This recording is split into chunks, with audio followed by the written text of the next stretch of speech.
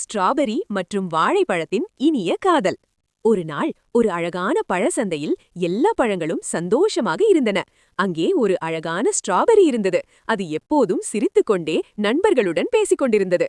அதே சந்தையில் ஒரு ஸ்டைலான வாழைப்பழம் இருந்தது. அது எப்போதும் கிளாஸ் போட்டுக்கொண்டு குழுமையாக நடந்து கொண்டிருக்கும். ஒரு நாள் வாழைப்பழம் ஸ்ட்ராபெர்ரியை பார்த்ததும் மனதில் ஒரு சிறிய காதல் விதை முளைத்தது. ஹார்ட்.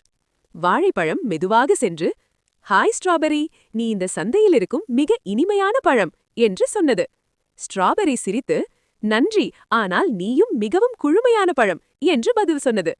அந்த நேரத்தில் அருகில் இருந்த திராட்சை நண்பன் சொன்னது, "நீங்கள் இருவரும் சேர்ந்து இருந்தால் இந்த சந்தை இன்னும் இனிமையாக இருக்கும்." அதற்கு பிறகு ஸ்ட்ராபெர்ரியும் வாழைப்பழமும் நல்ல நண்பர்களாகி ஒவ்வொரு நாளும் சந்தையில் சுற்றி மற்ற பழங்களுக்கு சந்தோஷத்தை கொடுத்தனர்.